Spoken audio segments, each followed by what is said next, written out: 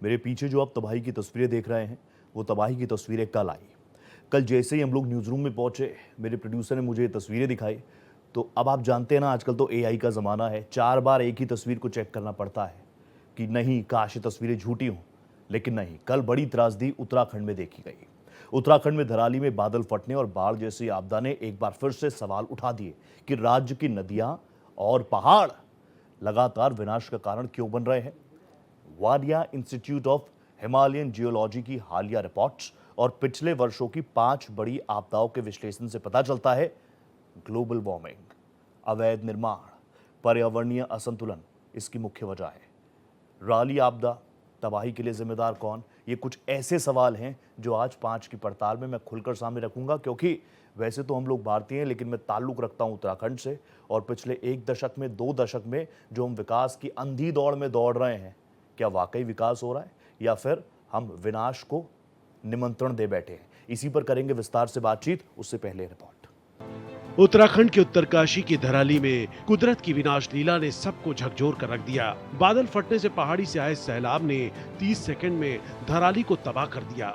सैलाब के साथ बड़े बोल्डर, विशालकाय पेड़, मिट्टी की गाद ने धराली के बड़े हिस्से को दफन कर दिया और इसके साथ कई जिंदगियां काल के गाल में समा गईं। प्रदेश में बादल फटने और बाढ़ जैसी आपदा ने एक बार फिर सवाल खड़े कर दिए हैं कि राज्य की नदियां और पहाड़ क्यों लगातार विनाश का कारण बन रहे हैं।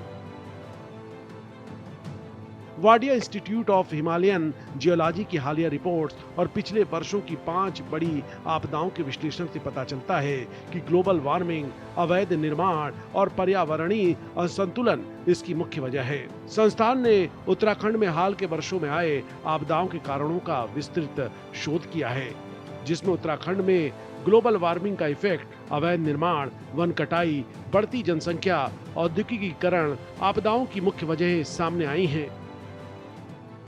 उत्तराखंड से लेकर हिमाचल का कुदरत क्रोध सामने आ रहा है। प्राकृतिक प्रणालियों में मानवीय बदलावों की वजह से ये आपदाएं और गंभीर लगातार होती जा रही हैं। हिमालय में बढ़ती पर्यावरणीय चुनौतियों पर हाल में सुप्रीम कोर्ट ने सख्त टिप्पणी की।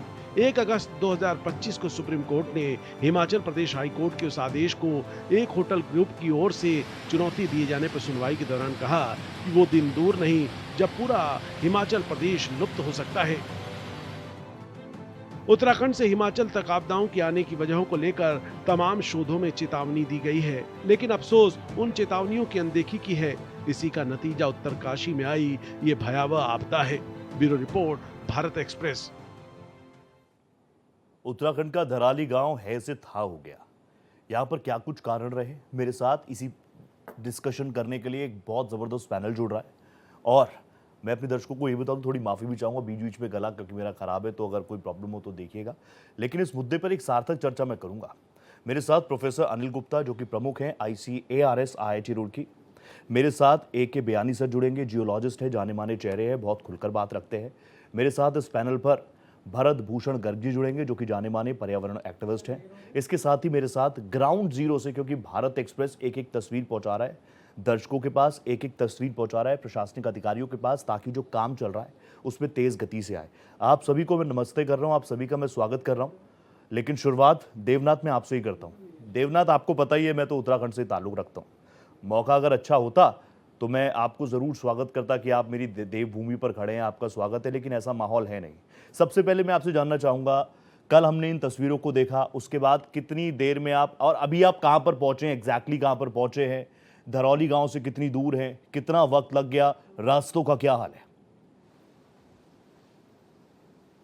रोहित, इस सवाल का जवाब मेरी बेबसी को दर्शा देगा। जरा समझिए कि कल 11 बजे जब हम निकले थे दिल्ली से रात को, और अभी भी 70 किलोमीटर दूर है हमसे घटना स्थल। इसका मतलब ये होता है कि जगह जगह जिस तरीके से सड़कें टूटी मिली, जिस तरीके से भूस्खलन की घटनाएं हुई, उससे साफ जाहिर होता है कि त्रासदी बहुत बड़ी है और खतरे की बड़ी चेतावनी है।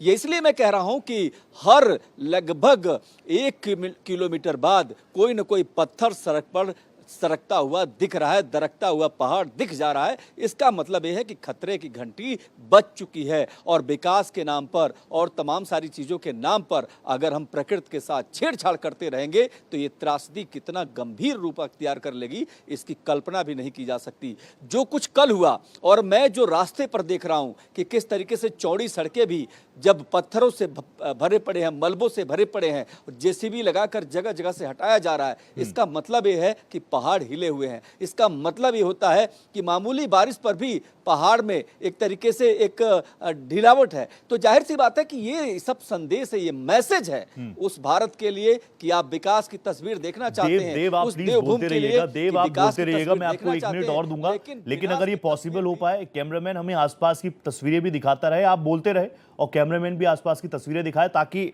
कम से कम हमारे दर्शक ये तो समझे कि इस वक्त उत्तराखंड में हालात क्या हैं।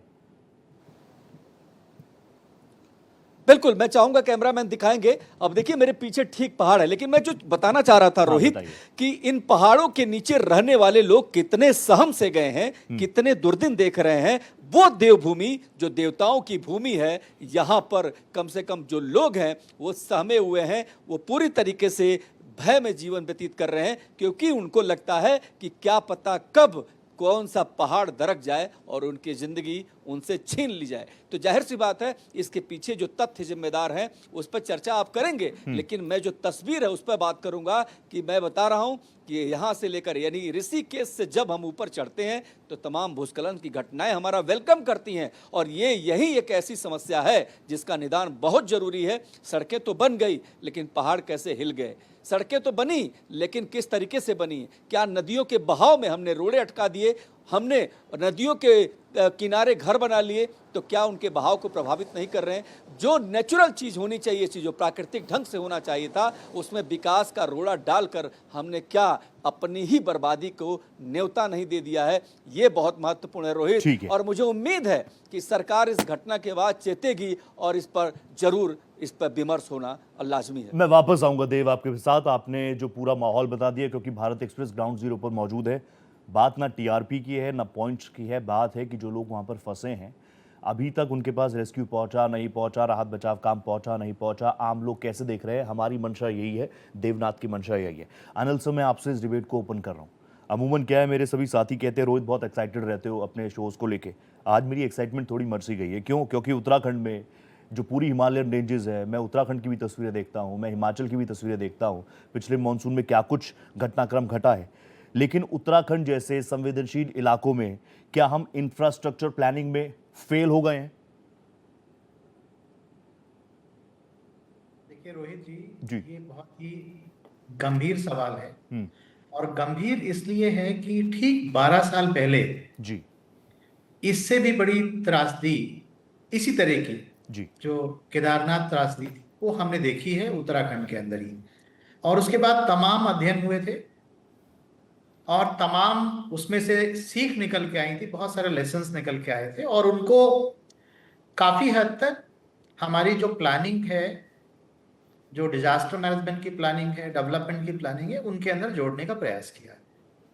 तो पॉलिसी के लेवल पे हम काफी अच्छा काम कर लेते हैं, लेकिन पॉलिसी और प्लानिंग को जब जमीनी स्तर पे लेके जाना है तो शायद वहां पे कुछ ऐसे प्रश्न चिन्ह हमारे सामने प्रकट हो रहे हैं जहां पे लगता है कि हमें बहुत सीरियस होने की जरूरत है और दोबारा से बहुत ही सीरियसली उस चीज को रिव्यू करने की जरूरत है। ऐसा हम क्यों नहीं कर पा रहे हैं, या ऐसा करने की मंशा में कुछ कमी है, या टेक्नोलॉजी के एप्लीकेशन में कुछ कमी है, या हमें जो समाज का सहयोग नहीं मिलता है, कहाँ पे उसके अंदर कहाँ पे ढील आ रही है, और उस चीज को हम दोबारा देखें।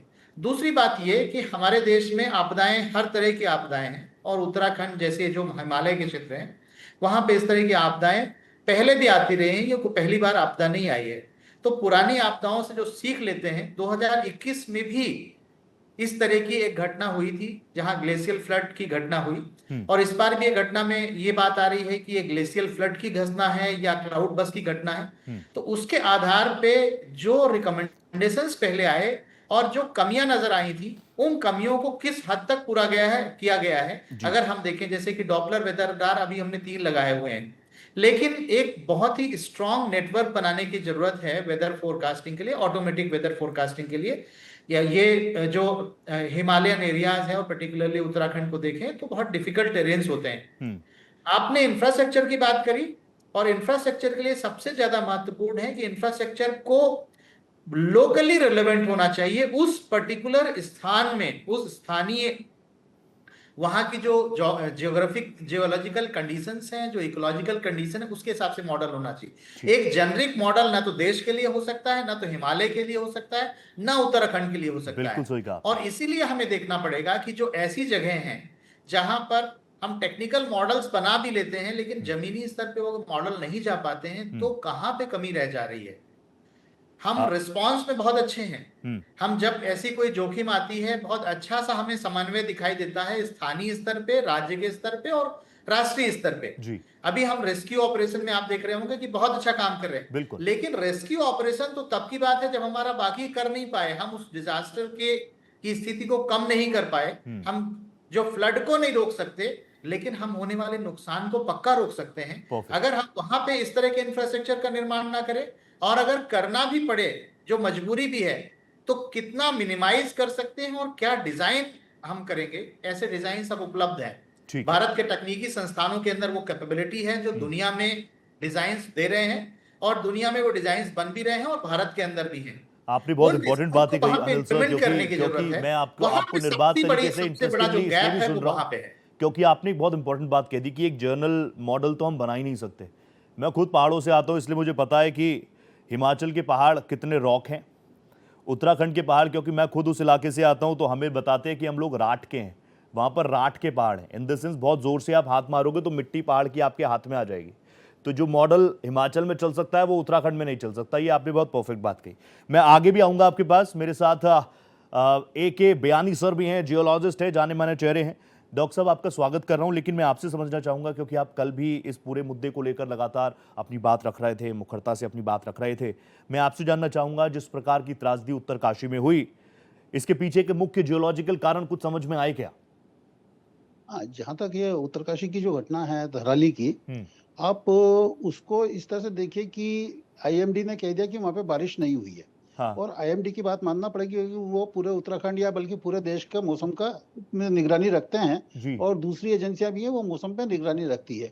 अब सवाल ये कि IMD तो कह दिया कि बारिश नहीं हुई, तो अब सवाल ये पानी कहाँ से आया। तो इसकी मेरे हिसाब से 2-3 पॉसिबिलिटी बनती है।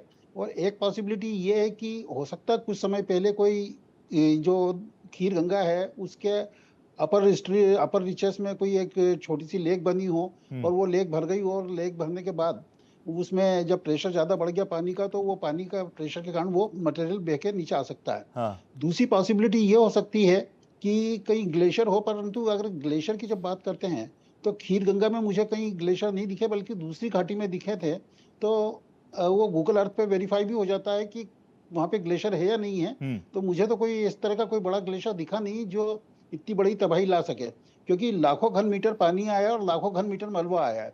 अब ये लाखों घन मीटर का मलबा कोई एक दिन में जनरेट नहीं होता, it takes many years to accumulate. और ये कहाँ पे हुआ, कब हुआ, कैसे हुआ, ये सारा का सारा इग्नोर हो गया। तो इस केस में जहां तक मुझे लगता है यही 2 ही कारण हो सकते हैं कि या तो कोई टेम्पररी लेक बनी है, या फिर कहीं ऊपर के हिस्से से आया है और जो धीरे धीरे इकट्ठा होता रहा, और वो लेक ने एक साथ जब प्रेशर खत्म हो गया तो वो पानी, प्रेशर बहुत ज्यादा बढ़ गया तो वो पानी बहकर मलबा को ले आया।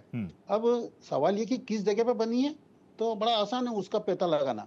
सिर्फ आप पत्थर देखिए, और पत्थर देख के, क्योंकि हर एक एरिया के पत्थर अलग अलग होते हैं, और जो जियोलॉजिस्ट होता है वो बता देगा कि ये पत्थर किस जगह का है, तो उसकी आसानी से पहचान हो सकती है कि किस एरिया में था। फिर उसके बाद आपके पास सैटेलाइट के फोटोग्राफ है, आपके पास दुनिया भर की टेक्निक्स है जिससे आप निकाल सकते हैं।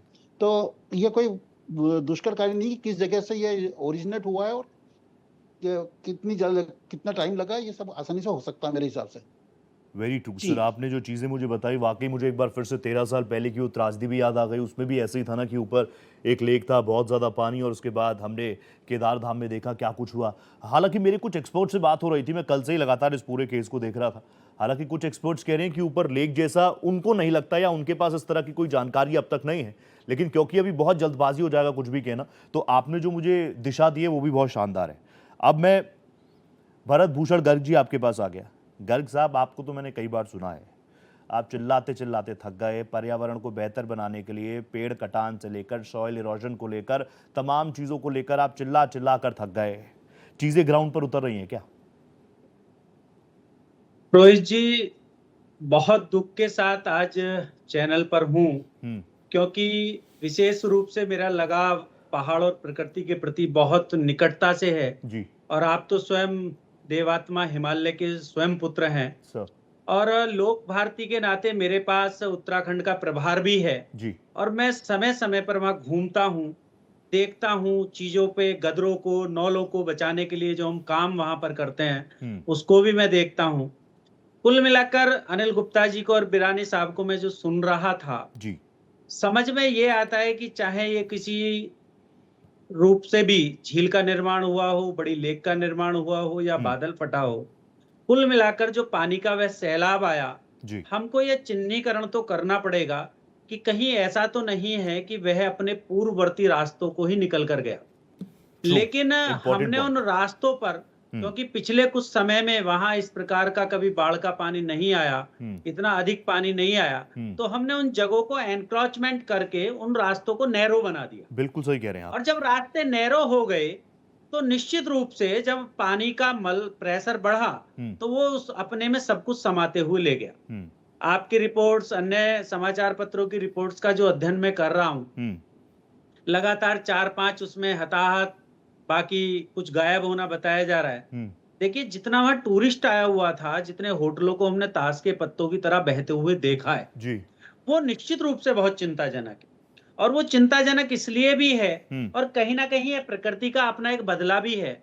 मैंने जैसा देखा कि आप कहीं पहाड़ पर किसी स्थान पर यदि कहीं कोई झरना है, कहीं आप पानी भरने के लिए रुक सकते हैं, तो आपको वहां पानी से अधिक गंदगी के अवशेष प्राप्त होते हैं। सही कह रहे हैं। मैंने स्वयं, जब मैं अपनी गाड़ी से जाता हूं, मैं कितना कुंटलों कुंटलों कूड़ा भर के वहां से लाता हूं। हमारे हल्द्वानी के एक कार्यकर्ता हैं, भालूगाड़ से ऊपर रहते हैं, धारी तहसील के अंतर्गत, उनका नाम है बच्ची सिंह बिष्ट जी। वो रो रहे थे रात जब मेरी उनसे बात हुई। उन्होंने कहा, भारत जी ये क्या हो गया, हम जिन स्थानों को देख रहे हैं, कर रहे हैं। आखिर मेरा ये कहना है कि कहीं हम पर्यटन के नाम पर पहाड़ों को बर्बाद करने का काम तो नहीं कर रहे जी। और निश्चित रूप से हमारे सारे एक्सपर्ट्स बैठे हुए हैं, प्रोफेसर अनिल गुप्ता जी जो स्वयं आईआईटी में प्रोफेसर हैं जी। और आपका जो एनालिसिस है, ए.के. बिरयानी साहब का जो जियोलॉजिस्ट के नाते जो एनालिसिस है, आप समझ सकते हैं कि हमने पहाड़ के साथ जितना दोहन का कार्य किया है, इतना हमने पहाड़ को कुछ दिया नहीं है। बिल्कुल सच बात। मैं वहां के माननीय सरकारों से भी ये जरूर कहना चाहूंगा कि आप पहाड़ के व्यक्ति को पहाड़ में बनाए रखने के लिए केवल उसको टूरिज्म के नाम पर जो चीज दे रहे हैं, वहां टूरिज्म वहां के लोगों का विकसित नहीं हो रहा। टूरिज्म भी मैं जान रहा हूं, हमारे मैदान के जितने भी लोग हैं, हापुड़ के, गाजियाबाद के, दिल्ली के, सबके कहीं ना कहीं होटल्स बन गए हैं, सबके रिसोर्ट्स वहां पहाड़ों में बन गए हैं। आखिर वो रिसोर्ट्स बन कैसे गए? गर्ग साहब, यही तो सबसे बड़ा मूल प्रॉब्लम है। पता है, मैं उन एंकरों में से नहीं हूं जो टीवी स्क्रीन पर आकर बड़ा बड़ा ज्ञान दे दूं और उत्तराखंड की बात कर लूं। भले ही मैं 10 सालों में एक बार अपने घर जाऊंगा, पोखरी गांव का रहवासी हूं मैं, लेकिन 10-12 साल में एक बार जाऊंगा, फिर यहां आकर बोलूंगा कि भाई दूसरी स्टेट से आके लोगों ने गंदा कर दिया। मुझे लगता है, मुझे खुद भी शर्म आ रही है कि मैं इस तरह की बातें करूं फिर दिल्ली में बैठकर। ना मैं उत्तराखंड जा रहा, ना मैं अपने कर्तव्यों का निर्वहन कर रहा, लेकिन आप जानते हैं ना, पहाड़ी दिल कुछ ऐसा ही होता है। मैं वापस आऊंगा, आपने मेरे दिल के कई सारे तार छेड़ दिए, लेकिन मुझे सीरियस भी रहना है। मैं आऊंगा आपके पास गर्ग साहब वापस। बहुत सारी चीजें, सवाल मेरे जहन में भी हैं, लेकिन एक्सपर्ट्स भी मेरे साथ है। गुप्ता सर, मैं एक बार फिर से आपके पास आ गया। जो मौजूदा डिजास्टर मैनेजमेंट की पॉलिसीज हैं, आप क्योंकि इन चीज़ों को बहुत अच्छे तरीके से जानते हैं, मैं मानता हूं इस बात को कि सरकारी नुमाइंदे भी पॉलिसीज बनाने से पहले आपसे, आप जैसे एक्सपर्ट से ज़रूर राय लेते होंगे। जिस डिजास्टर मैनेजमेंट को हम किसी मैदानी इलाके पर लगा सकते हैं, क्या हिमालयन रेंजेस के लिए, उत्तराखंड के लिए, हिमाचल के लिए अभी जो पॉलिसीज हैं वो काफ़ी हैं? देखिए रोहित जी, पॉलिसीज हमारी काफ़ी हैं, पॉलिसीज में अभी कमी नहीं है। ठीक है। पॉलिसीज को अब जो अवतरण करना है, उसका इम्प्लीमेंटेशन भी करना है। और उसमें दो बातें होती हैं, 2 या 3 बातें होती हैं। पहली बात है कि जो मॉडर्न टेक्नोलॉजीज हमारे पास आई हैं जी, पिछले 10-15 साल के अंदर, देख रहे होंगे कि जो भारत के अंदर काफी टेक्निकल डेवलपमेंट भी हुआ, तो हमारे पास वो अपॉर्चुनिटीज क्रिएट हो गई हैं। जैसे अगर लेक की बात हो रही है, तो लेक के लिए मॉनिटरिंग सेंसर सिस्टम होता है या एयरबोर्न मॉनिटरिंग सिस्टम होता है, ये चीजें हमें देखनी है कि अगर अब ये आपदा तो हो गई, पहली चीज है कि ये आपदा में ऐसी स्थिति अगर पहले से हमें कोई चीज पता चल जाती जी और हम लोगों को इवैक्यूएट कर पाते, तो प्रश्न क्या है और उनका उत्तर हम क्या टेक्नोलॉजी के सपोर्ट से देख सकते हैं, और वो काफी संभव है आज के समय पे। तो पहली चीज है कि टेक्नोलॉजी को हम इंटेंसिफाई करें, उसके एप्लीकेशन को ग्राउंड पे लेके जाएं, इनोवेशंस भी लेके आए, लेकिन साथ ही साथ ये चीज जरूरी है कि जो पॉलिसीज हैं उनके इम्प्लीमेंटेशन के लिए समाज का भी सही योगदान हमें मिलना चाहिए, और जो लोकल गवर्नमेंट है बेसिकली, क्योंकि आपदा में जब देखते हैं तो हमारी राष्ट्रीय सरकार या राज्य की सरकार तो सेकेंडरी होती है, वो बाद में जो आपदा निवारण करना या उसमें रेस्क्यू ऑपरेशंस करना, उसमें उसका बहुत बड़ा रोल होता है। लेकिन जो पहले रोल है कि वहां पे जो इस तरह के भवन नहीं बनने चाहिए या इस तरह के इंफ्रास्ट्रक्चर का लोकेशन वो नहीं होना चाहिए, और अगर बनाने ही पड़ते हैं तो उनकी डिजाइन कैसी होनी चाहिए, उनका मटेरियल कैसा होना चाहिए, और कैसी वार्निंग सिस्टम्स वहां पे होनी चाहिए कि लोगों को पता चले और लोग पहले से समय रहते वहां से इवैक्यूएट कर सकें, और बाद में हमें उसके लिए इतने बड़े ऑपरेशंस ना चलाए जाएं। क्योंकि ये जो नुकसान है वो लोगों की जान माल का भी नुकसान है, उसके साथ साथ जो करोड़ों अरबों खरबों का नुकसान होता है, हमारा जो इकोनॉमिक लॉस होता है, और वो बहुत बड़ी बात होती है। और नीति की बात आपने की, तो नीति में अभी जो वर्तमान प्रधानमंत्री जी हैं उनका आपदा प्रबंधन में बहुत बड़ा अनुभव रहा है, और उनके समय में न सिर्फ भारत में बल्कि पूरे विश्व में आपदा प्रबंधन को एक बहुत बड़ी महत्वपूर्ण बात मानी गई है, और उस पर काम हो रहा है। लेकिन हम लोकल स्थिति में देखेंगे तो कुछ डिजास्टर्स में हमारे एक्सपीरियंस बहुत अच्छे होते हैं।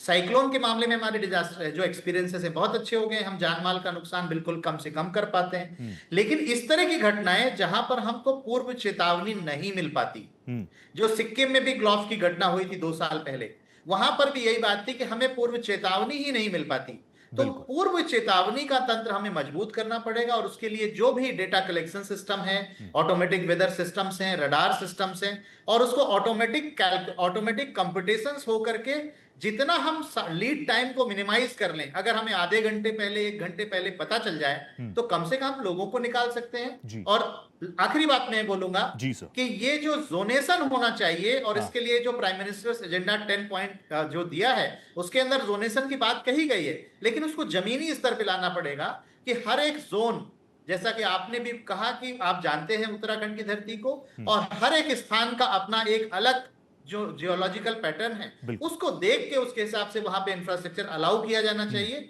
और लोकेट होना चाहिए उस तरीके से। परफेक्ट।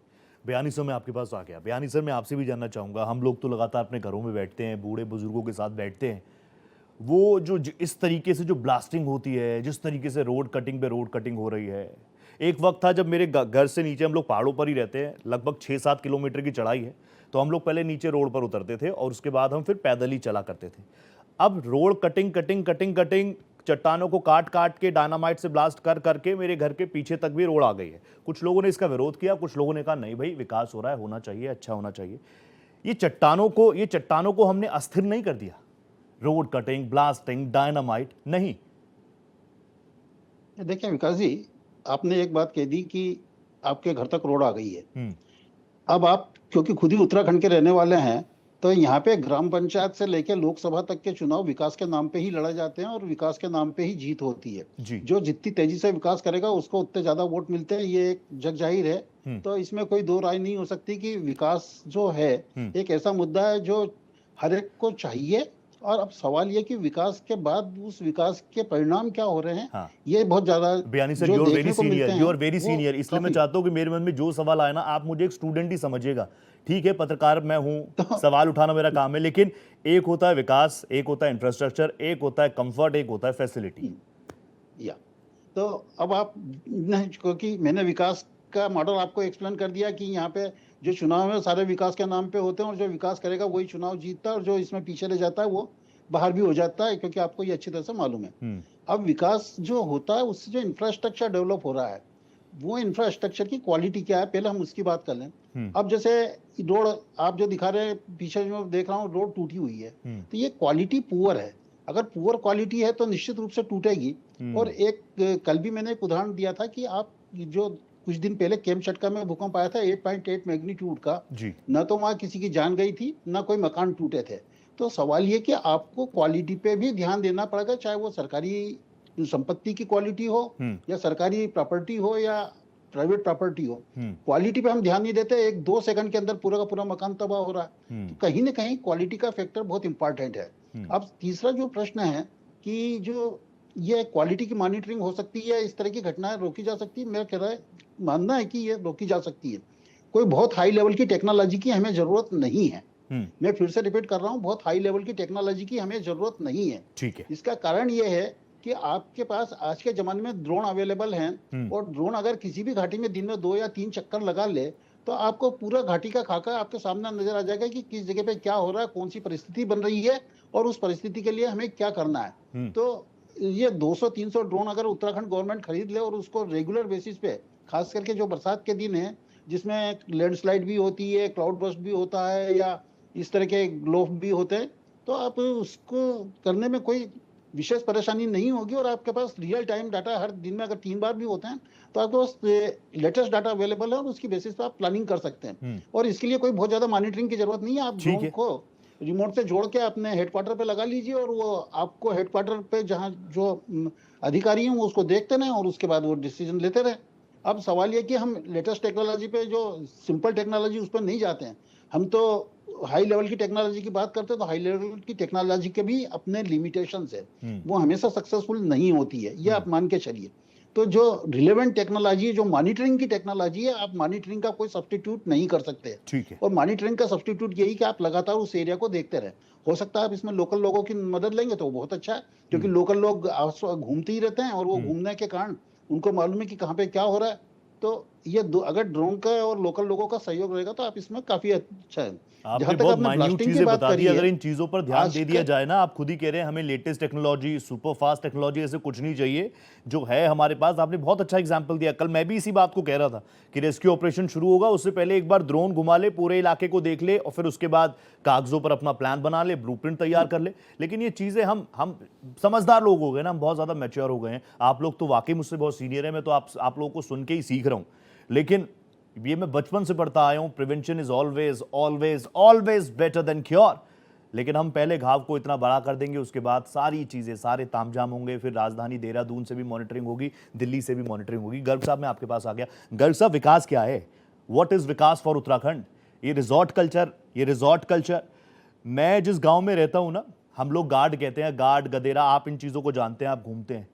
गार्ड से कम 6 से 7 किलोमीटर दूर ऊपर पहाड़ी पर हम लोग रहते हैं। मैंने अपने गांव में, अपने रिश्तेदारों के गांव में, किसी भी घर को बिल्कुल नदी का जो बहने की जगह है, जिसको आप कह रहे हैं अवैध तरीके से एंक्रोच किया गया है, वो बिल्कुल सच बात है। वो इन तस्वीरों में, वो इन विजुअल्स में मुझे साफ तौर पर नजर आ रहा है। लेकिन अभी क्योंकि मेरा मन भी भारी है संवेदनशील चीजों को लेकर, मैं कोशिश करता हूं कि कुछ ऐसा शब्द ना निकले कि कोई हर्ट हो जाए। लेकिन ये सच्चाई है, रिजॉर्ट कल्चर इज नॉट विकास। मैं बिल्कुल रोहित भाई आपकी बात से सहमत नहीं हूं। बहुत पीड़ा के साथ मुझे ये कहना पड़ रहा है कि आज के समय में विकास केवल पैसा कमाने का एक साधन बन के रह गया है। यदि आप पैसा कमा रहे हैं तो आप विकास कर रहे हैं, और यदि आप पर्यावरण को बचा रहे हैं तो आप मूर्खता की हदों में बढ़ते जा रहे हैं। जैसा आपने अभी गार्ड की बात की, मैं एक बहुत छोटा सा उदाहरण कुमाऊं मंडल का आपको दूंगा। धारी तहसील के अंतर्गत, नैनीताल जिले का एक तहसील है धारी, उसमें एक गांव पड़ता है भालूगा। वहां की 5 ग्राम पंचायतों ने मिलकर वहां पे भालूगढ़ का एक डिजाइन किया। मैंने वहां के लोगों को देखा है कि किस प्रकार से उन्होंने वहां पे पर्यटन को बढ़ावा दिया। लेकिन वहां पूरी उस यात्रा के क्रम में सिंगल पीस एक मकान नहीं है, सिंगल पीस मकान नहीं। लेकिन रिजॉर्ट कल्चर वालों को आप छोड़ दो, तथाकथित वालों को, तो ये सब हनीमून मनाने के लिए वहां पे रिसोर्ट बना देंगे, वहां कॉटेज बना के खड़े कर देंगे और फिर बाद में ये कहेंगे कि ये हमारे साथ हो क्या गया। मेरा ये कहना है, सबसे पहले तो इस आम जनमानस को, पूरे भारतवर्ष को ये समझना चाहिए कि वो भारतवर्ष आखिर बनता किससे है। हमारे साथ अनिल जी और दोराल साहब बैठे हैं, आप मेरी बात से कहीं ना कहीं सहमत होंगे। भारतवर्ष को भारत बनाने वाला केवल हिमालय पर्वत है। यदि हिमालय पर्वत ना होता तो सारी साइबेरियन हवाएं, ठंडी हवाएं आके भारतवर्ष को भी चाइना या बिल्कुल रेगिस्तान बना देती बर्फ का। इसलिए हिमालय को जो देवता हमारे शास्त्रों में कहा गया, वो केवल इसलिए कहा गया है कि देवता वो देता है, वो नदियों के रूप में, जल के रूप में देता है। और मैं एक बहुत और छोटी सी बात कहना चाहूंगा कि जो कम से कम पहाड़ के प्रशासन को समझ में नहीं आ रही, वो बात पहाड़ का एक बेटा जब उत्तर प्रदेश का मुख्यमंत्री आगे बनता है और लोक भारती की ब्रजेंद्र पाल जी की प्रेरणा से वो यह घोषणा करता है पिछली मई के अंदर कि पूरे उत्तर प्रदेश के अंदर एक जनपद एक नदी हम ऐसा लेकर उसका विकास करेंगे। विकास के नाम पर क्या करेंगे? उसका एनक्रोचमेंट हटाएंगे, उसकी जितनी भी धारा है उस धारा को हम पुनः सतत चलाएंगे।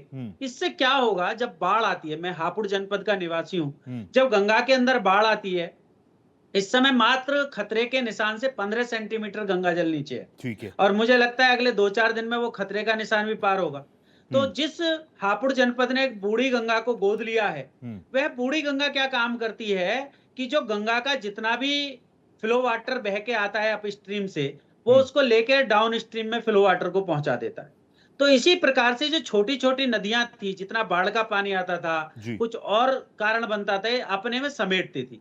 और आप ये समझ लीजिए, जैसा स्ट्रक्चर की बात हो रही है, कोई भी दुनिया की टेक्नोलॉजी आ जाए, ऐसी केवल और केवल त्रासदी को रोकने का काम जो कर सकते हैं, 2 काम कर सकते हैं। सबसे पहले वृक्षारोपण किस प्रकार का वहां होना चाहिए। जैसे हमने चीड़ का प्लांटेशन वहां पे कर दिया, तो ये हमारी बड़ी खराब विषय चला गया। चीड़ का प्लांटेशन हम जान सकते हैं कि पाइन के लगाने से पहाड़ का और पहाड़ के लोगों का कुछ भला नहीं हुआ, नुकसान ही कुछ हुआ। भी भला नहीं हुआ। अंग्रेज लेकर आ गए थे अपने साथ छुट्टियां बनाने के लिए, पाइन के पेड़ और लगाएंगे। दूसरे नंबर पे प्लांटेशन का ये तय कर ले सरकार, वहां के सारे पर्यावरणविदों के साथ मिलकर, जो वहां की स्थानीय जनजाति हैं, जो वहां की पेड़ों की जातियां, उन्हीं पे हम विकसित करें। दूसरे नंबर पे ये जो तथाकथित विकास के नाम पर लगातार पहाड़ side, road side, view side की घाटी का व्यू दिखेगा, ये दिखेगा, ये सारे एनक्रोचमेंट तुरंत समाप्त होने चाहिए और नयों पर तो तुरंत प्रतिबंध लगना चाहिए। और मैं तो ये भी कह रहा हूं, विकास से कोई प्रॉब्लम नहीं है। अगर विकास हो जाए, मौके से पलायन ना हो, अब तो घोस्ट विलेज है, आपको पता होगा, आप घूमते हैं, मैं खुद भी जानता हूं, मैं तो बोल ही रहा हूं, इन चीजों को भी मैं बहुत हैवी हार्ट्स के साथ कह रहा हूं। अब तो घोस्ट विलेज है। आप नजर ऊपर उठाइए, पहाड़ की चोटी पे कभी आपको कोई मंदिर नजर आता होगा? आजकल आप चोटी उठाकर, अपनी मुंडी उठाकर ऊपर देखेंगे तो वहां पर आपको चर्च भी नजर आएगा, देवभूमि में चर्च आपको नजर आएंगे, देवभूमि में आपको मस्जिद नजर आएंगे, पहाड़ियों की चोटी पर, जिसको देवभूमि कहते हैं। लोग ही नहीं है वहां पर, घोस्ट विलेजेस ऐसी थोड़ी हो रहे हैं। तो विकास हो, मैं चाहता हूं विकास हो, सड़कें चली जाए जहां तक जानी है। किस कीमत पर? किस कीमत पर? This is the big question. विकास किस कीमत पर? किस कीमत पर? This is the big question. अब मैं गुप्ता सर आपके पास एक बार फिर से आ गया। गुप्ता सर, अब तो हम बड़ी बड़ी चीजें जैसे विकास की बातें हम कर रहे हैं, और विकास किस कीमत पर, इसको तो आप रखिएगा ही रखिएगा प्लीज, क्योंकि आप सीनियर हैं, आप इन चीजों को बेहतर तरीके से मेरे दर्शकों के सामने रख पाएंगे। 4 धाम प्रोजेक्ट भी बनेगा, स्मार्ट सिटी प्रोजेक्ट भी बनेगा, हिमालयन रेंजेस में हिमालय की जो परिस्थिति है उसके लिए चीजें ठीक हैं। अब 4 धाम प्रोजेक्ट क्या है कि आप जाएंगे, बेहतर रोड आपको मिलेगी, ऑल वेदर रोड बन जाए तो कोई दिक्कत ही नहीं है, लेकिन वो नहीं होगा। वो बात सवाल पहले ही बियानी सर उठाई चुके हैं। आपको होटल्स अच्छे मिल जाएंगे, आपको रोपवेज अच्छे मिल जाएंगे, वापस वहां पे सड़क चौड़ी करने के लिए डायनामाइट से ब्लास्ट होंगे। वो राट के पहाड़ जो पहले ही हाथों में मिट्टी आ जाती है, वो और ज्यादा दरकेंगे, और ज्यादा अनस्टेबल होंगे। ये चीजें ठीक हैं हिमालयन रेंजेस के लिए, उन परिस्थितियों के लिए, उन कंडीशंस के लिए।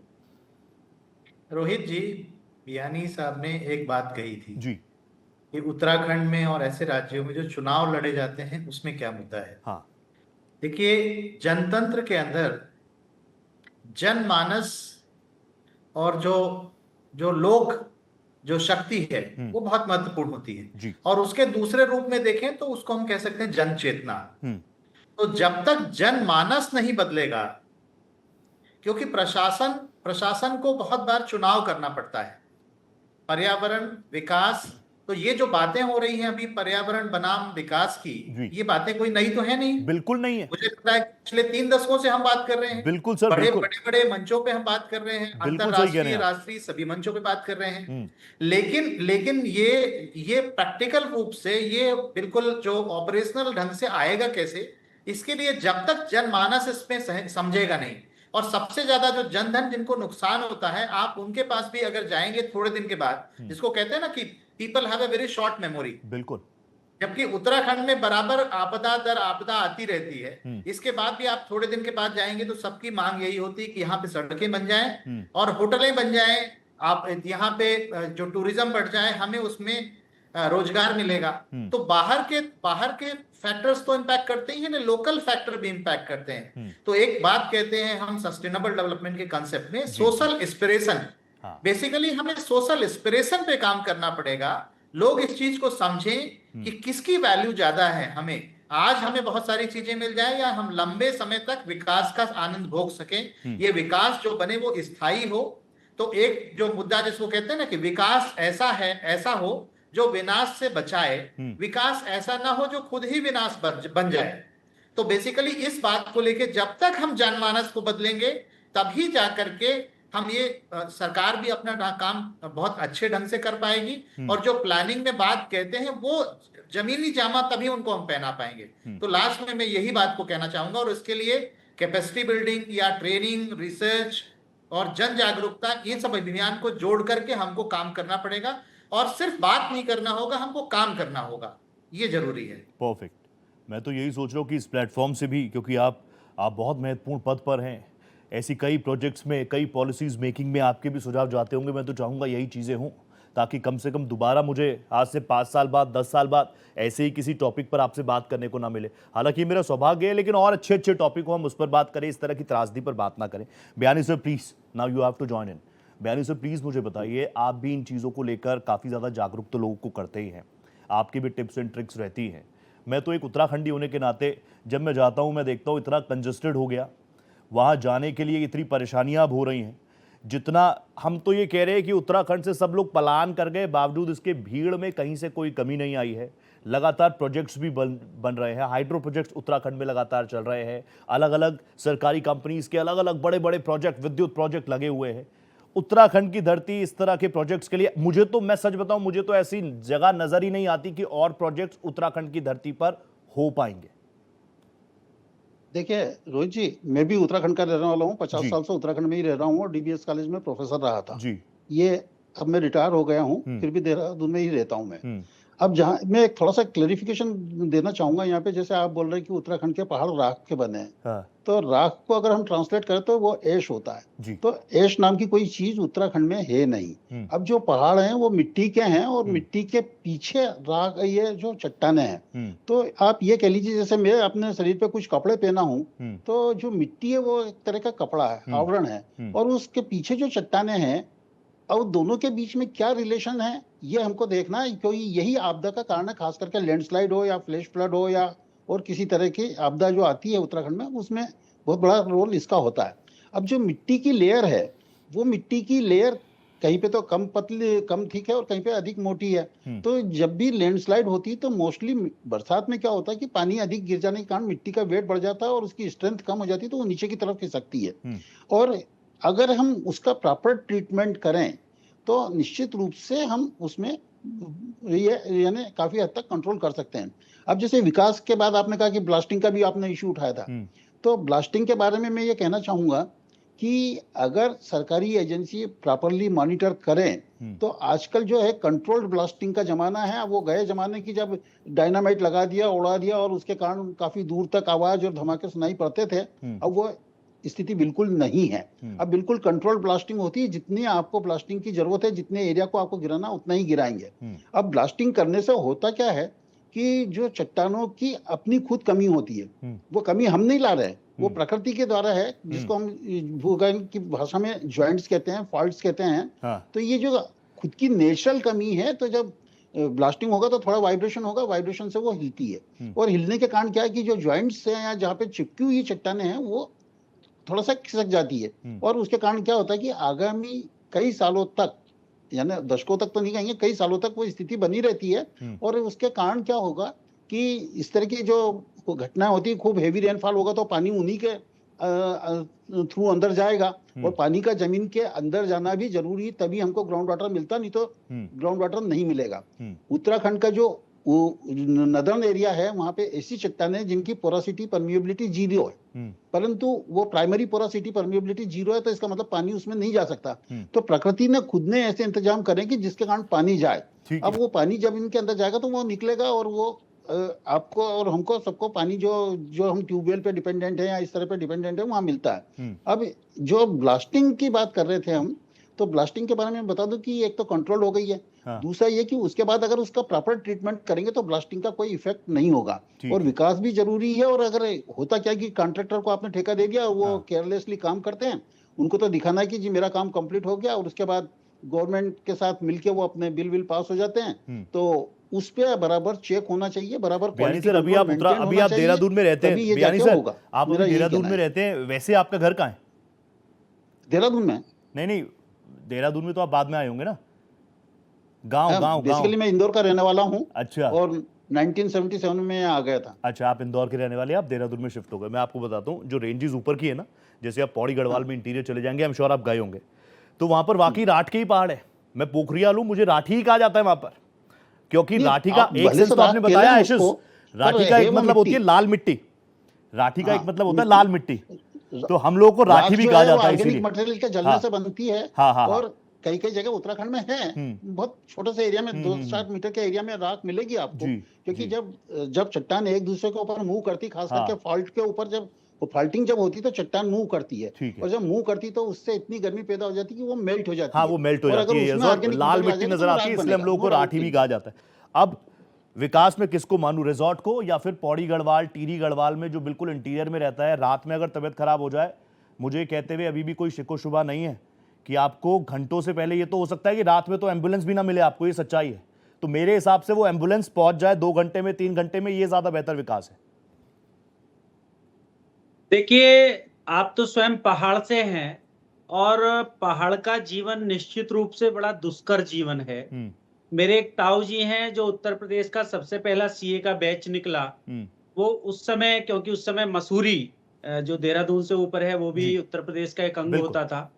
तो वो कहते थे कि पहाड़ का वासा और नरक का बासा बिल्कुल बराबर बात है।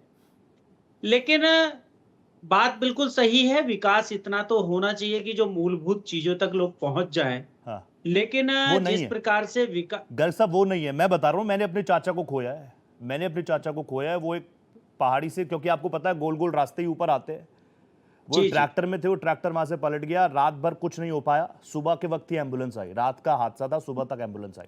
तो ये विकास तो नहीं है कि आपको एम्बुलेंस मिल जाए, बाकी रिजॉर्ट तो मिल ही जाते हैं। देखिए रोहित भैया, कुछ चीजें ऐसी होती हैं कि उनके विषय में यदि हम डायरेक्ट बातें ना करें तो बड़ा अच्छा रहता है। जैसे मैं मानता नहीं, हूं मगर खुद कि मोदी जी यदि कहते हैं कई बार कड़वी दवा ले लेनी चाहिए और दे भी देनी चाहिए। ये मैं एक बहुत कड़वी बात कहता हूं कह कि दीजिए। जितना राजस्व हम पहाड़ पर पर्यटन से इकट्ठा कर रहे हैं, उससे ज्यादा हम इन त्रासदियों में खो रहे हैं। अब इन त्रासदियों का ये ना हो, मैं बहुत सारे विजन में तो नहीं जाना चाहूंगा, लेकिन मैं सीधे सीधे एक बात जरूर करना चाहूंगा। जो जिस संस्था को मैं रिप्रेजेंट करता हूं, लोक भारती, वह पर्यावरण के संरक्षण के लिए काम करती है। और मैंने कुछ बिंदु आपसे वार्ता करते हुए जो आपने बीच में अवकाश दिया, उसमें मैंने लिखे कि किस प्रकार से आने वाली त्रासदियां जो होती हैं, उनके प्रभाव को कम किया जा सकता है। मैंने इसमें लिखा है कि प्रत्येक जितने भी हमारे ग्राम उत्तराखंड के हैं, वहां के प्रशासन को बहुत सविनय निवेदन मेरा ये है कि प्रत्येक ग्राम सभा में जितने नौले हैं पुराने, उनका चिन्हांकन करके उनको प्राकृतिक रूप से बनाया जाए। क्योंकि मैंने जो वहां बात की लोगों से, तो वहां पे ग्राम सभा हो, चाहे वहां की ब्लॉक हो, चाहे तहसील हो, चाहे जिला हो, केवल उस नौले को पास करने में उसके लिए पैसा देती है जिसमें सीमेंट लग जाए। और सीमेंट लगने से नौला खराब हो जाता है। आप जानते हैं, आप पहाड़ के रहने वाले हैं। तो सबसे पहले उन्हें प्राकृतिक रूप से सजाया जाए। दूसरे नंबर पर प्रत्येक तहसील में, चाहे वो बरसाती नदी है, चाहे छोटी नदी है, उनको सदा नीरा किस प्रकार से बनाया जा सके, उस पर ध्यान देना चाहिए। यदि नदी हमारी सदा नीरा बनी रहेगी तो उसके किनारे किनारे एनक्रोचमेंट की संभावनाएं समाप्त हो जाएंगी। वह साफ रहेगी। यदि इस प्रकार की त्रासदी जो अभी आई है, जैसा हम इस समय बात करते हुए भी देख रहे हैं, यदि ये नदी चलती हुई होती तो इस त्रासदी को हम कहीं ना कहीं बहुत कम कर सकते थे। तो पर्यावरण के दृष्टि से यदि हमारे पौधे लग जाएं, नदियों का एक सुचारू, अविरल, सदा नीरा वो बन जाएं, और उनका एनक्रोचमेंट हम समाप्त कर दें, और आप दोनों जो विद्वान हमारे साथ हैं, गर साहब, वो मगर कोई ये कौन सी रिपोर्ट रॉकेट अपनी साइंस जिस है? ये प्रकार की पॉइंट जो उनकी आप मुझे बात बता है, रहे हैं, गर्ग साहब, मुझे तो ऐसा लग रहा है कि मैं अपने कि इस किसी त्रासदी बवाड़ा से से ही बात बचने कर का रहा हूँ, ताऊ केवल से ही यह बात कर रहा हूँ, साधन वही है। मुझे बता रहे हैं पहाड़ों की परेशानी। ये पॉइंट्स आपने जी। सरकार या किसी ऐसे पटल पे तो रखे होंगे जहां से इस पर जो पॉलिसीज बनाते हैं, पॉलिसी मेकर हैं, उनके सामने ये पॉइंट्स नहीं रखे आपने क्या? या ये नहीं, बहुत हार्ड पॉइंट्स रॉकेट धीरे साइंस है? धीरे जा रहे हैं, लेकिन हाँ आप भी समझ सकते हैं कि ये सब हाई प्रोफाइल गेम है, हाँ। और वहां तक आपके चैनल के माध्यम से आवाज पहुंच जाए, हम तो लगता है बहुत उचित रहेगा। परफेक्ट। तो मेरा केवल इस समय यह कहना, इस आपदा की घड़ी में मैं उन सभी दुखी परिवारों के साथ हूं जिन्होंने अपना बहुत कुछ खोया है, और उससे भी ज्यादा मैं उन लोगों के साथ हूं हाँ कि जो पहाड़ में रहते हुए इस दुख, दर्द और परेशानी को झेलते हैं, हाँ और उनके झेलने का जो कारण बनते हैं वो सब हम मैदान के लोग बनते हैं। हाँ। इसमें भी कोई दो राय नहीं है। ये भी तो फर्क है, पहाड़ियों की आवाज क्या है, देहरादून नहीं, हमें चाहिए गैरसैंण। तो बहुत सारे अलग अलग विषयांतर हो जाएंगे, इसलिए गुप्ता सर मैं आपके पास भी आ गया हूँ। मुझे एक नए गेस्ट भी नजर आ रहे हैं अपनी टीवी स्क्रीन पर, उनका भी तारुफ आपसे करा दूं। मेरे साथ डॉक्टर DP डोभाल साहब हैं, साइंटिस्ट हैं Wadia institute of Himalayan geology के, वो भी मेरे साथ इस पैनल को ज्वाइन कर चुके हैं। अगर मेरा ऑडियो आप तक पहुंच रहा है सर, तो एक बार प्लीज कुछ कह दीजिए। सर नमस्ते, सबसे पहले तो रोहित पोखरियाल का आपका स्वागत कर रहा है स्क्रीन पर। मैं आपसे जानना चाहूंगा कि आपने भी लगातार धरातल पर काम किया है, कई सारी रिपोर्ट्स होंगी, कई सारे तथ्य होंगे जो आपके सामने आए हैं। इस तरह की त्रासदी के लिए कोई ना कोई तो जिम्मेदार होगा ही ना सर? देखो साहब, जिम्मेदार तो हम किसी को एकदम दे नहीं सकते हैं। ऑडियो प्रॉब्लम है, आऊंगा आपके पास। गुप्ता जी प्लीज आप आ जाइए। गुप्ता सर मैं आपसे भी समझना चाहूंगा, एक शब्द होता है इको सेंसिटिव कोड, आप मुझसे बहुत बेहतर समझते हैं इन चीजों को। क्या पहाड़ी राज्यों के लिए अलग तरीके से इको सेंसिटिव कोड नहीं होने चाहिए? बिल्कुल होने चाहिए रोहित जी, बिल्कुल होने चाहिए जी। और इको सेंसिटिव जोन उत्तराखंड की धरती को डिक्लेयर भी किया गया था। और जैसा कि मैंने पहले बोला जी कि जो हमारा पॉलिटिकल और एडमिनिस्ट्रेटिव सिस्टम है उसको तरह तरह के वेट देखने होते हैं जी और जो सोशल एस्पिरेशन का वेट होता है कई बार, देखिए who would like to lose the seat, no one. ये एक सेंटेंस है, इसके Yes. जवाब में सब कुछ बियानी जी ने थोड़ा सा बताया भी था। ये इंपॉर्टेंट है, और जब तक हमें जनमानस का सहयोग नहीं मिलेगा वो साथ में नहीं आएंगे। तो इसलिए मेरा ये मानना है कि पॉलिसीज को अगर हमें धरातल पे लाना है तो हमें उस पर काम करना होगा। और इको सेंसिटिव जोन का मतलब उसमें जियोलॉजिकली सेंसिटिविटी की बात होती है, सिर्फ इकोलॉजी की बात नहीं है, बिल्कुल। वो जियो सेंसिटिव भी है। और हिमालय की जो धरती है, हिमालय के जो पहाड़ हैं वो बहुत ज्यादा सेंसिटिव हैं, और उसकी सेंसिटिविटी हमने और भी कई गुने बढ़ा दी है, जो हमने ये जो डेवलपमेंट के इल इफेक्ट्स हैं इसकी वजह से। जैसा आपने खुद भी देखा कि पहाड़ों की स्थिति अभी बहुत इरोडेबल हो गए हैं, हाँ। स्लोप्स हमारे बहुत इरोडेबल हो गए हैं। बिल्कुल सही तो बात है। ये सेंसिटिव पहले से थे और सेंसिटिव हमने और ज्यादा कर दिए हैं। ठीक है, उसको भी देखना है कि कैसे हो रहा है। अब ठीक है। ऐसा नहीं है कि सड़कें अगर चौड़ी बनानी है हाँ। तो उसकी वजह से हमारा पर्यावरण खराब ही होता है। हाँ। There are remedial measures. आप दुनिया में ऐसे मॉडल भी मिलेंगे, आपको भारत में भी ऐसे मॉडल मिल जाएंगे जहां पर सड़कें बनाई गई और उसके बाद वो अच्छी अच्छी स्थिति में पहाड़ भी उनको भी सुरक्षित रखा गया। मतलब डिस्टर्बेंस वो किसी को मॉडल- ना हो, और मेरा पर्यावरण ये को है भी कि हम किसी विकास तरह से बहुत डिस्टर्ब ना ज्यादा करें। हाँ करने की बजाय हम अच्छे मॉडल बनाएं, ठीक है। और वो अच्छे मॉडल करके दिखाएं, हाँ और उसके बाद उनको रिप्लिकेट किया जाए। ठीक है। डोभालदा आपको आवाज आ रही है मेरी? हाँ, आपकी आवाज आ रही है, बताइए। डोभालदा प्लीज मुझे बता दीजिए, आप तो साइंटिस्ट है और वाडिया इंस्टीट्यूट, वाडिया संस्थान ने भी इस तरह के कई जोखिमों को लेकर कई बार रिपोर्ट साझा की हैं कि नहीं की हैं? हाँ सर, ऐसा है कि हम लोगों ने इसमें बहुत काम किया है, बहुत सारी हमने रिपोर्ट दी, जैसे केदारनाथ की है, ऋषि गंगा की है, बहुत सारे में हमने काम कर दिया था। ठीक है। इस बार की आपदा भी जो है लगभग जैसे ऋषि गंगा की थी वैसे ही है। और इसमें जो है जो मेन मुद्दा है कि ये आपदा कैसे आई, इसके पीछे कॉजेज क्या है, क्या करके, तो अभी तो इतना क्लियर तो हो नहीं पाए हम। जो कुछ हमारी समझ है, जो हमने अभी स्टडी डोभालदा फिर भी मुझे 3 पॉइंट्स तो गिना ही सकते हैं आप। डोभालदा आप मुझे इतना तो बता ही सकते हैं, मैं पोखरियाल हूं, पहाड़ों का ही हूं मैं, मुझे आप 3 वजह तो गिना ही सकते हैं ना कि इस तरह के कारण जो हम पिछले कुछ वक्त में देवभूमि में देख रहे हैं, वो मोटा मोटा कारण क्या है, क्यों है?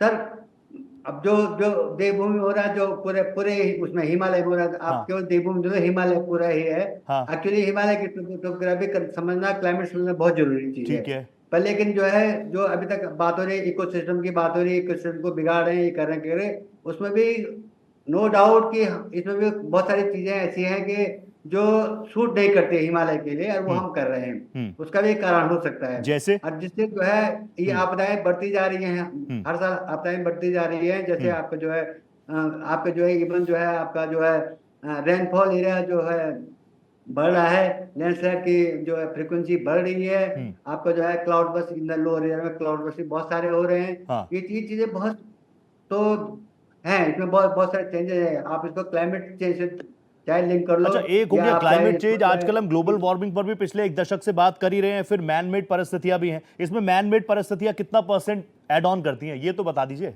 10%, हाँ, 15%, मैं 0%? समझता हूँ कि इसमें मैं 50-50 का दे दूंगा। 50-50 कहते क्योंकि हैं ना, हम अच्छा लोग खासा आंकड़ा है, बड़ा हाँ। आंकड़ा है। 50-50 is very big, 50-50 is very big. बयानी साहब मैं आपके पास आ गया, मैं वापस आऊंगा। क्योंकि डोभाल साहब मैं कोशिश करूंगा कि आप कंक्लूड कर दें एक बार। बयानी साहब भी मेरे साथ हैं, आप थोड़ा देरी से भी जुड़े, लेकिन मैं आऊंगा। कंक्लूड आप ही करेंगे। बयानी साहब प्लीज आप मुझे बताइए, आप जाने माने जियोलॉजिस्ट हैं और कई बार सर्वेज रिपोर्ट जियोलॉजिकल विभाग की तरफ से भी सरकार को, प्रशासन को सौंपी जाती है। आप बहुत दिल से बात रखते हैं, इसलिए मैं बहुत दिल से आपसे पूछना चाह रहा हूं, इन रिपोर्ट्स को सीरियसली लिया जाता है या महज औपचारिकता? नहीं, स्पष्ट रूप से कहूंगा नहीं। नहीं। अभी आप जो मुझे बार बार एक टूटी हुई सड़क दिखा रहे हैं जिसके कारण आपके संवाददाता वहां नहीं पहुंच पाए, जी। तो ये एक बीएससी का बच्चा भी बता सकता है कि भाई जो रोड कटिंग हुई है वो ग्लेशियर के कारण, रिवर के कारण हुई है। और अगर वो उस तरह का स्लोप है हाँ। तो क्या हम वहां पे पहले से प्रिवेंशन नहीं ले सकते थे? जब ले सकते। नदी आपके सड़क के नीचे से बह रही है तो आपको क्या करना चाहिए? उसका पानी थोड़ा सा डाइवर्ट करना चाहिए। जी। आपने वो करा नहीं, आपने ध्यान ही नहीं दिया। तो इस तरह से मॉनिटरिंग का जो सबसे बड़ा अभाव है वही हमारे यहाँ मेन कारण हो जाता है इस तरह की घटनाओं का। अगर मॉनिटरिंग पे ध्यान दें और दूसरा ड्रोन टेक्नोलॉजी या हम इस तरह की टेक्नोलॉजी यूज करें तो आप काफी हद तक बच सकते हैं। मैं शॉर्ट में यही कहूंगा। ठीक है, डोभाल साहब प्लीज कंक्लूड कर दीजिए, वक्त मेरे पास इतना ही बचा है, 1 मिनट आपको दे पाऊंगा ज्यादा से ज्यादा। कंक्लूड कर दीजिए डोभाल दा। ये बताइए। डोभाल दा मुझे बताइए अब यहां से आगे क्या करना है? देखो सर, जहाँ तक मैं समझ सकता हूँ कि जो नेशनल ऑडियो में प्रॉब्लम है, 30 सेकंड दे रहा हूं, गर्ग साहब बताइए मुझे। बस सर इतना कहना चाहूंगा इस कार्यक्रम के समाप्ति तक कि लोगों को धार्मिकता के और पर्यटन के आधार पर पहाड़ जाने से बचने के साथ ही साथ वहां जो ये अवैध रूप से जितनी भी प्लॉटिंग के अंदर जितनी भी आपके बड़े बड़े होटल्स रोड साइड बन रहे हैं, इन पर प्रतिबंध लगाते हुए एक निश्चित कार्यक्रम तय सरकार को करना चाहिए। लोगों को भी समझना चाहिए। और वो कुछ लोग ही होंगे, कुछ मुझे लगता है थोड़ी बहुत ही संख्या में होंगे, मूर्ख होंगे, जिनको टूरिज्म और धार्मिक आस्था की जगहों का फर्क नहीं पता होगा। सरकार कम से कम एक लाइन तो खींच दे, एक सीमा तो बता दे कि सबको पता चल जाए। बिल्कुल मैं 60 मिनट कैसे बीत गए मुझे पता नहीं चला। बहुत धन्यवाद करूंगा गर्ग साहब, आप जुड़े। बयानी सर, इट्स अ प्लेजर। एक बार फिर से हाथ जोड़कर आपको नमस्ते कर रहा हूं, thank you so much. Gupta sir, it's really a pleasure, thank you so much. और डोभाल दा, आप थोड़ा लेट जुड़े, में और सवाल थे मेरे पास, लेकिन कोई नहीं। इस तरह की परिस्थितियां, अभी जो चीजें सामने, लगता नहीं है कि कुछ बहुत सुखद सा हमारे सामने आ जाएगा। बहुत धन्यवाद, बहुत धन्यवाद, थैंक यू।